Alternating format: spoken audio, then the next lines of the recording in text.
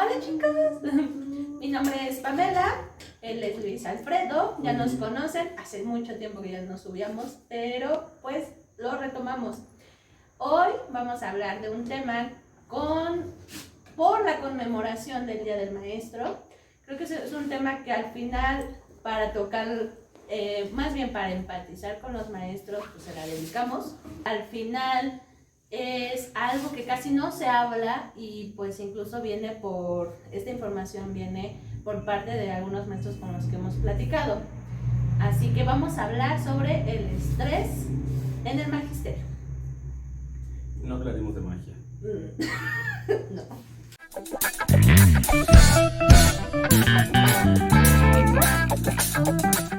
Para hablar bien del estrés, creo que vamos a hablar un poquito en general de este tema, que es el estrés laboral.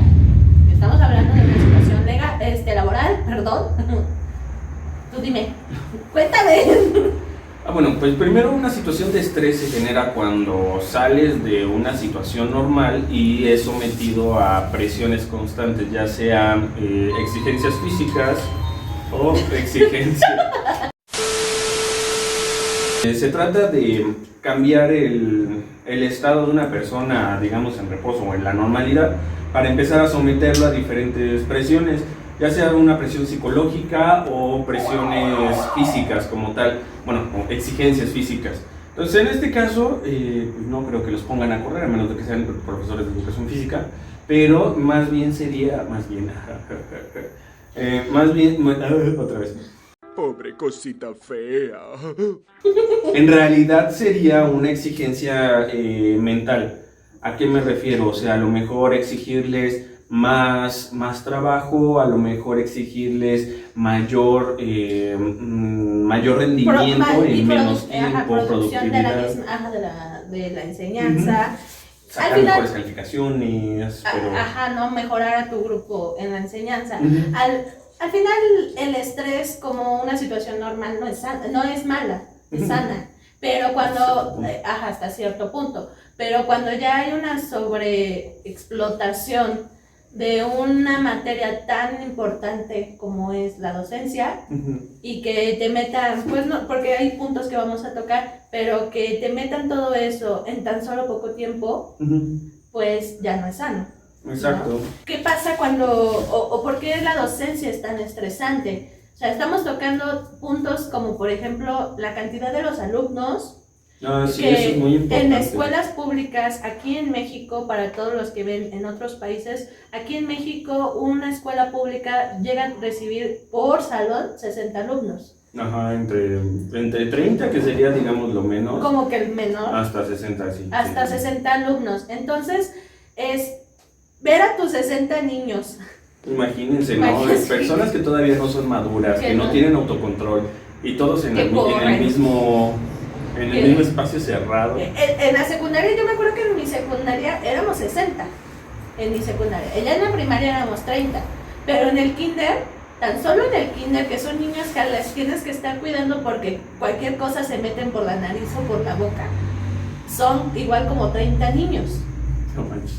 Una sobrepoblación en tan solo un salón para una docente o un docente. El hecho de trabajar con humanos, tan solo con humanitos muy pequeños, es una situación también bastante estresante porque, están bajo tu tutela. Es que ahí en general no solamente lidias con los niños, sino, imagínate, de hecho ni siquiera que sean niños, ¿no? Sino en cualquier nivel. No solamente es lidiar con diferentes personas, sino lidiar con sus diferentes emociones, lidiar con los problemas que se puedan generar entre ellos y lidiar con los padres. O sea, sí, entonces ahí estás lidiando con 3 personas prácticamente, o con 4 problemas en un solo niño. Claro. Bueno, eso lo digo por experiencia.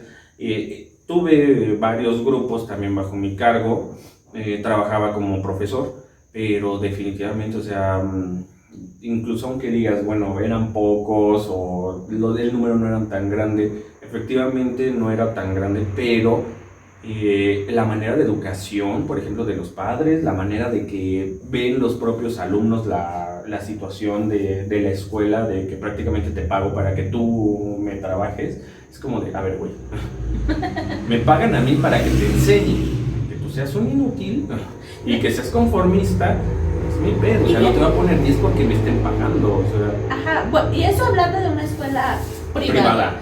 ¿No? Por ejemplo, una de las maestras que nos estaban comentando, una ocasión decía, bueno, nosotros estábamos viendo como educadora,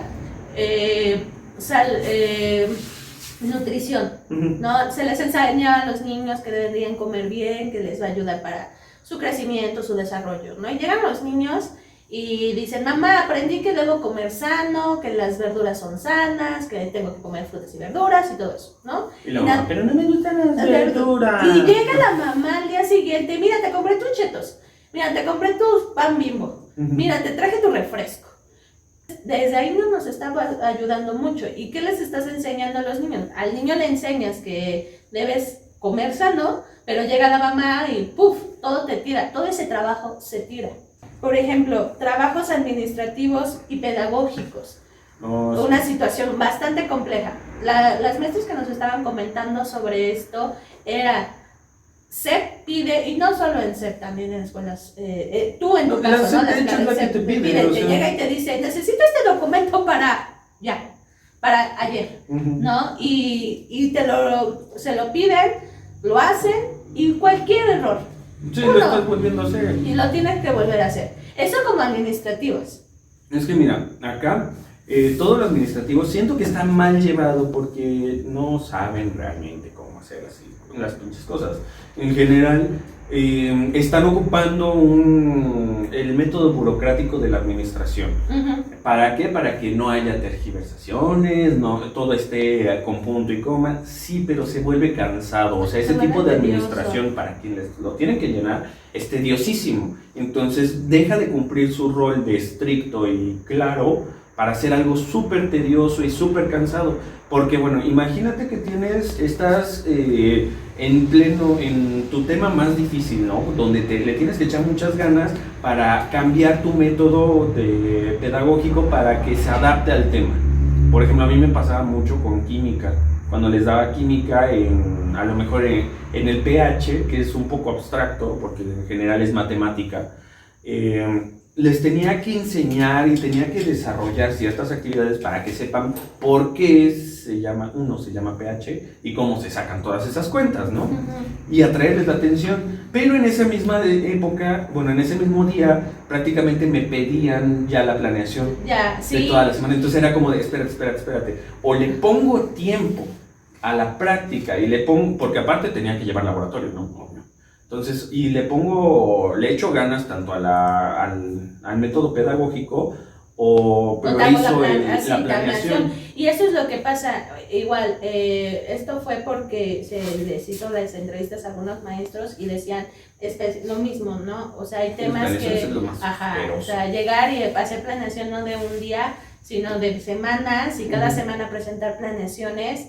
Y tu proyecto, el proyecto de cierre, que después ahora lo tenías que hacer en conjunto con las otras materias, y ahorita, te quitaba un chingo de tiempo. Y ahorita con la situación de pandemia en línea, por ejemplo, se tienen que hacer las juntas, se ve cómo se hacen juntas entre ellos y obviamente sí sirve porque se hace una retroalimentación, pero hazlo todas las semanas, ¿no? No, pero aquí también hay un sesgo, en esta parte también hay un sesgo, o sea, acabo de ir con una amiga cuya sobrina está en clases en línea.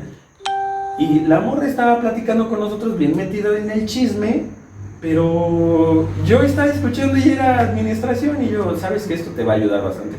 Ah, sí, pero pues, sí, estoy escuchándola, ¿no? Entonces, ok, tiene prendida la cámara, tiene muteado el micrófono. Bueno, a lo mejor ni tiene prendida la cámara, ¿no? La tiene también bloqueada, apagada. Entonces, pero nada más aparece ahí y ahí los profesores realmente, a pesar de que sí lo den y estén explicando y estén dando son buenos, porque hay maestros que son muy buenos. Pero ahí ya no depende del profesor, o sea, el profesor sigue trabajando, sigue dando la clase, pero si no quiere entrar o no está escuchando o le ponen a hacer a la persona que está ahí tomando la clase otra cosa o nada más se pone a hacer otra cosa. Y si salen bajos esos alumnos, ahora es problema del maestro, sí, del profesor. Entonces, ahí es una contradicción muy grande. La atención de los padres. algo que pasa con los maestros, que tienen que ir a lugares bastante peligrosos, más en México, Sí. Por todos lados está peligroso, pero hay lugares muchísimo más peligrosos que otros, sí. Entonces, que viajan, que es otro tema que ahorita vamos a tocar sobre la lejanía, pero en el caso de los que se van a estos puntos rojos, ¿cómo le vas a decir a tu hijo, oiga, su hijo le pegó a este niño, ¿no? Sí, y no, ya te después está sacando la fusca. Ajá, y que no corras riesgo de que te vayan a hacer algo y que vayan a dañar tu integridad. Un caso de una maestra de la facultad que nos contó fue que daba clases en una preparatoria, le hicieron una broma o querían hacerle una broma, pero ella logra detectar que era una broma. Lo ven en la cámara porque tenían cámaras, era una escuela full, cámaras en su salón, y pues se hace la acusación con la directora manda a llamar a la mamá del niño, suspenden al niño, pero no solo es eso, la mamá siguió por 2 semanas a la maestra porque suspendieron a su criatura, que es un ángel. Se le quita totalmente el valor o ¿cómo se llama? En general, la autoridad al profesor. Claro. Porque ahora, no, ¿cómo le vas a hablar así a mi hijo? Lo único que le estás diciendo es, mira, no le puedes echar tanta flojera a esas cosas, necesitas ponerte a trabajar, no me sirves en mi clase si solamente vienes a dormir o nada más vienes a escuchar y no haces ni las actividades, te la pasas platicando, no haces las tareas, ¿no? Entonces, no le puedes ya decir no, o sea, tú le tienes que decir sí, está bien, sí, y tratar ya, con amor todo. Y decirle o sea, que sí a todo, ¿no? Porque si no vas a dañar su autoestima, como en la película de Adam Sandler, la de Son como niños 2. Dice, no, porque le vas a dañar. Sí, y entonces terminas haciendo gente estúpida. Bueno, no solamente estúpida, sino gente que no va a servir, que no tiene realmente límites, exactamente. Claro. Entonces es de que, lo que dices, ¿no? Ahí te lo dejo, ahí tú lo educas, es tu obligación y a ti te pagan para eso. Vamos con el siguiente punto, que es la identificación y la atención en alumnos que ellos llaman con barreras de aprendizaje. En nuestro caso, que llamamos con discapacidad, ellos lo llaman como barreras de aprendizaje. Hay 2 tipos que ellos tocan, que es niños con necesidades educativas, que son los que tienen problemitas para aprender, y niños con necesidades educativas especiales, que ya es con una discapacidad. 2 áreas a nivel preescolar es el CAPE, y a nivel primario es el USAER. Si ya de por sí 30, 40 niños son complicados, que te lleguen con un niño con autismo, que te llegue un niño con discapacidad intelectual, que tienes que trabajar con ellos, porque sí, está bien que ahora ya se involucren a este tipo de niños a este nivel, ¿no? Porque los niños aprenden.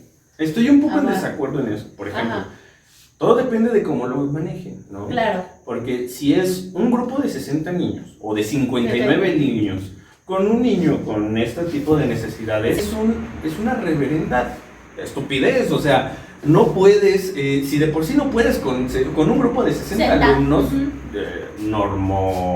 neurológicos, algo así. Si no puedes con ellos, bueno, sí se supone que debes, ¿no? Pero en general es casi imposible. Pero menos vas a poder, ahora sí, dividir tu atención entre esos 60 monstruitos y el niño. Porque sí le tienes que dar una atención especial. Al final, o sea, sí. Si todavía dices, bueno, son 20 y este niño, no hay problema. Todavía le metes 5 niños, o sea, son 25. Sí. Aún así es un montón, porque al final de cuentas cada niño aprende de una manera diferente. O sea, cada niño va aprendiendo a su manera y a su ritmo. Pero un niño con una forma de aprendizaje especial, estamos hablando de que es como un niño que 100% le debes dar una atención, porque no sabemos en qué situaciones viene, igual cómo es el aprendizaje de casa, cómo tiene, por ejemplo, una carga fisiológica. Porque esa es otra situación, porque, bueno, estamos hablando de una discapacidad, pero cuando se le suman, por ejemplo, porque sí hay muchos, y yo he visto, con síndrome de Down y sumándole autismo. Ajá. Y entonces, si de por sí el síndrome de Down es complicado y el autismo solos, cada uno, ahora Sí, súmenlo. Y sí. es como de... Necesita muchísima atención. Muchísima. Y a lo mejor no tanto atención, sino muchísima paciencia. Paciencia que te va a drenar el resto del grupo. Claro. Y al final, por ejemplo, aquí ellos mencionan sobre la identificación y la atención de que primero debemos identificar cuando ya hay un problemita, que es porque al niño le cuesta aprender, desde lo más básico. Ya después llegan niños con discapacidades diferentes. Pero, Capacidades diferentes, bueno, sí. capacidades diferentes. No, se supone que es discapacidad según la DIF, yo me acuerdo. Pero esa es otra historia. Y muchas personas, o bueno, hasta apenas se está capacitando a los maestros para ese tipo de problemas. Hay maestros que no saben lenguaje de señas. Bueno, por ejemplo, Por exactamente, ejemplo, que lenguaje. en la cuestión de una educación para sordomudos no es tan fácil, porque bueno, sí estás hablando con los alumnos, pero ¿cómo te expresas con el niño, no? Entonces, a lo mejor si es que sí puede articular, ¿cómo le ayudas para poder hablar, ¿no? Ahora, tú lo dijiste, ¿no? Que cuando entran en crisis, que es otro tipo de problemas, no solamente es como que el profesor aprenda a lidiar con esas crisis, es que el profesor también, aparte de enseñar los temas que debe de enseñar, eduque y pueda enseñar lo que significa esta enfermedad a los compañeros. A los demás alumnos. Y sí, es algo que se debe trabajar. Sí, porque también son... también como niños llegamos a ser también... Muy mala onda. Ok, el siguiente, la lejanía. Cuando tú egresas como docente de cualquier nivel y logras tener una plaza, te mandan hasta San Juan de sus Manzanas a que tengas o empezar a dar clases. Por ejemplo, una maestra que viene de acá de Puebla, la mandan hasta la punta de la sierra de Veracruz.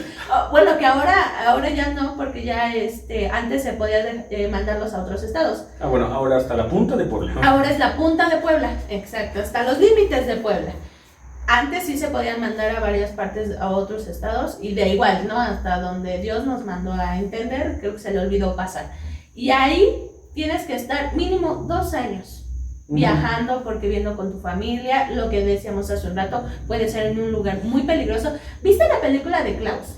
Una película de Navidad, donde era un cartero y lo mandan a Estrabón. Sí. Y la maestra, ¿no? Que también se queda ahí por muchos años. Y se vuelve carnicera, ¿no?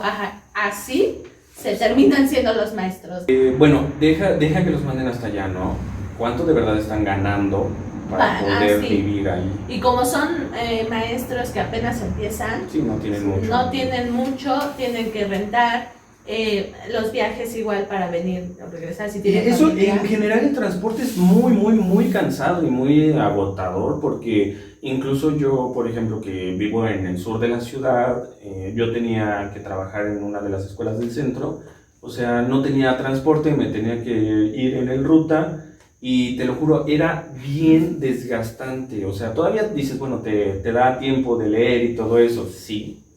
Pero eso no quita el desgaste del tiempo de transporte, del tiempo que pierdes en el transporte, de luego llegar, lidiar con todos los problemas, regresarte bien tarde, no poder descansar, volver a hacer lo mismo. Y porque tienes que hacer planeaciones. Exactamente. Entonces, y eso, tú estabas aquí en la ciudad. Sí, imagínate si tienes que irte, no sé, a lo mejor hasta Atlixco, que es lo más cercano, ¿no? Pero una comunidad de Atlixco. Una comunidad como la zona roja aquí en Puebla, que es donde hacen lo de huachicoleo.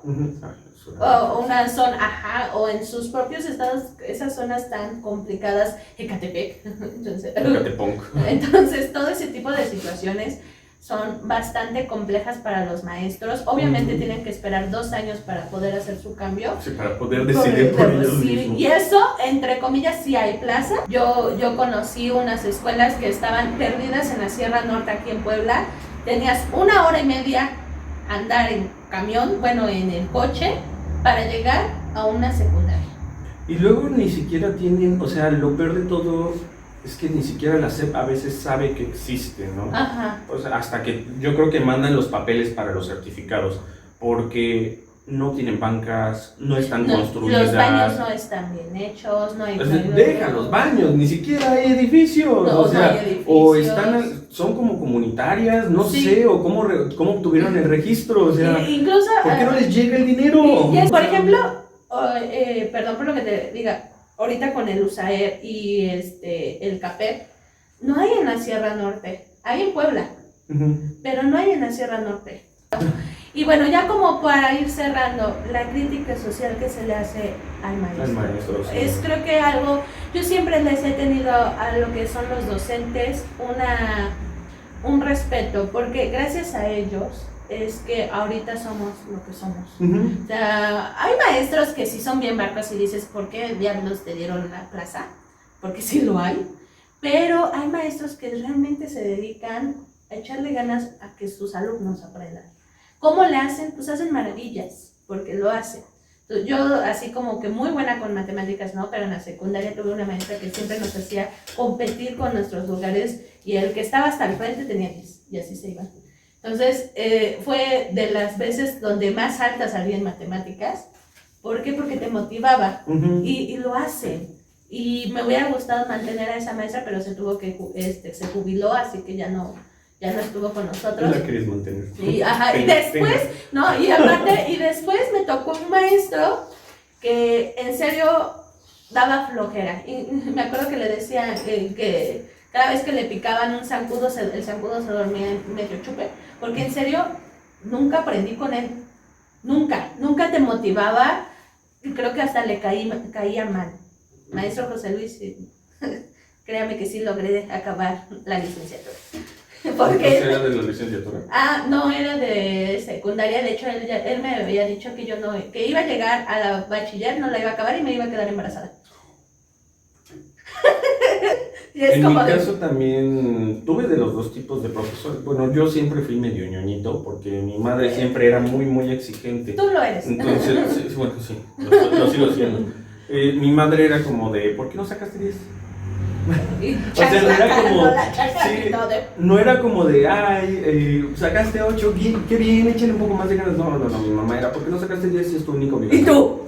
Y yo, o sea, para mí un 9 no era lo peor, pero era, ¿y por qué no sacaste 10? O sea, si sacaste 9, ¿por qué no sacaste 10? Puta, si sacaba un 8. Ahí sí. Aquí es donde se empiezan a ver los TOC. Sí, entonces siempre estaba así como, tengo que estudiar. Lo bueno, tú lo has visto. Yo lo he visto. Cállese. No, lo bueno es que... ¿A quién le dices ñoño? ¿A quién le dices cabeza de pin? ¿A quién le dices cabeza de pin? No, lo bueno de eso es que también no me dio como tal problemas el hecho de estudiar o el hecho de querer aprender todavía más. Habían profesores que sí me daban una flojera, sobre todo el profesor Manlio del Centro Escolar Gustavo Díaz Ordaz de aquí de Puebla. Sí, entonces, ese profesor me daba una flojera porque literal era un matemático puro que se explicaba para él solo. Y yo conocí unos así en ingenierías. Sí, o sea... Y los alumnos eran iguales. Los matemáticos como que se encierran en su punto, pero eso no importa, ¿no? Pero también tuve otro tipo de profesores que eran de los que me eran más odiados por todos, de los más temidos, porque eran súper exigentes. Y esa me acuerdo muy bien también del bachillerato, fue la profesora María de Lourdes del Sagrado Corazón de Jesús. Y ella era la maestra Corazón o la señora Pop. Ya que descanse en paz esa maestra. Sí, literalmente era joven Landa. ¿Por qué hizo ese trabajo de esa manera?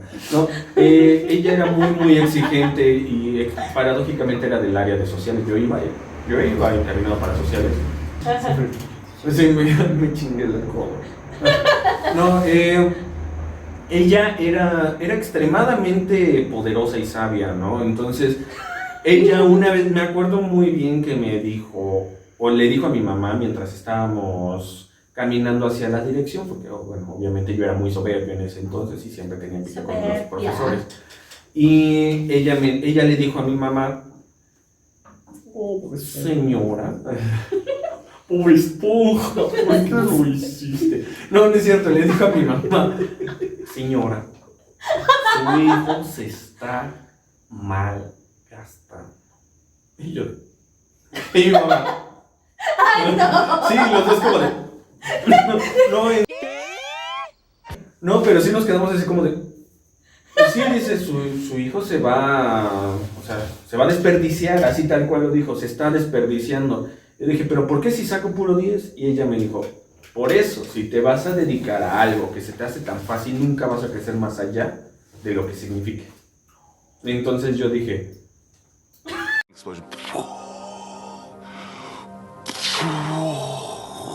Y mi mamá nada más como que yo, no, como que yo vi que mi mamá se volvió un hoyo negro como de caos y me dijo, te metes a algo que sí empiece, que sí te desafíe. Y yo, ¿Para qué? Y resultó que de hecho ella fue lo que me inspiró a llegar a biomedicina, pero ahí fue cuando yo dije, bueno, psicología, biomedicina, psicología, biomedicina, y de repente me escuché Bob Esponja. Bueno, de repente escuché mi nombre como si ella me lo dijera. Te vas a desperdiciar, Bob Esponja. Y dije, ah, chingada, sí es cierto. Pero ese es también, esta profesora era un gran ejemplo de los profesores que son odiados por exigentes, pero que te marcan bastante si es que lo sabes aprovechar. Todavía tengo, sí. ¿Cierto? El latigazo. No, pero es que hasta ahorita yo le tengo un cariño enorme, no por el hecho de haber sido muy buena conmigo, sino porque me exigía y estaba sobre de mí todo el tiempo, como ching. Pero bueno. Al final estamos hablando de que hay, de estos dos lados, hay buenos profesores, hay malos profesores, hay que respetarlos, porque gracias a ellos muchos somos lo que somos. Y si nos toca un mal maestro, no quiere decir que es el fin del mundo y que gracias a él no aprendimos lo que decíamos, ¿no? Que nos aburre. En la universidad. Sí, claro. Tenemos realmente que seguir avanzando, seguir educándonos y dejar de criticarlos de que son una bola de huevones que no hacen nada, porque realmente no sabemos qué trabajo más hacen, porque no solo es lo que hacen en la escuela o para sus alumnos, también son padres y madres de familia. Que tienen que llegar a hacer la comida, tienen que planear la siguiente clase. E incluso el hecho de que también enseñarle a sus propios hijos. Entonces, pues es una carrera o una profesión bastante estresante. Y que necesita vocación. Y que necesita realmente vocación. La verdad, muchas felicidades a los maestros. Les queremos dar por nosotros un aplauso, un gran abrazo, una felicitación a todos los maestros de mi universidad. Tengo una lista enorme de maestros que me inspiraron igual a lo que ahora soy y al área a la que me dirijo. El doctor Fabián lo amo. Entonces es una carrera que se debe tener vocación, amor, en serio, muchísimo amor y paciencia, tolerancia, y la verdad los felicitamos. Este video es para ustedes. Si conocen y muchas gracias. Y si conocen a un maestro, si su familiar es un maestro o se lo quieren dedicar a los maestros, pues compartan. Si ustedes saben de algún maestro o que tienen un familiar igual, que tienen así su caso, o ustedes tienen una historia que contar, pues la bandeja de comentarios está abierta para todos ustedes. Muchísimas gracias por ver nuestros videos, espero que les guste. Y para cerrar por mi parte, me gustaría agregar que otra necesitamos en la sociedad, para poder avanzar, 3 cosas muy importantes: que la sociedad esté sana, que la sociedad sea defendida y que la sociedad conozca. Claro. Entonces necesitamos a fuerza los pilares fundamentales son los profesores. Sí, claro. Entonces, porque gracias a ellos va a poder avanzar. Vamos realmente a educarnos. Entonces, y pues aunque es un video un poquito retrasado de tiempo. Ay, no, corten eso. Eso no es video. No lo haremos.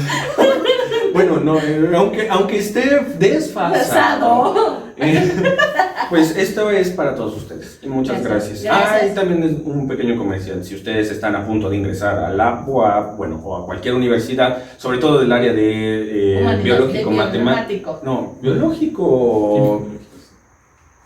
No sé tú. Médico-biológicas. Y yo, mira, médico-biológicas o de las de sociales, de ciencias sociales Sí, y humanidades. humanidades.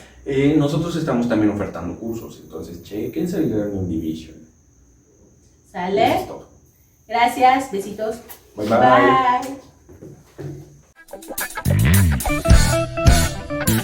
Bye.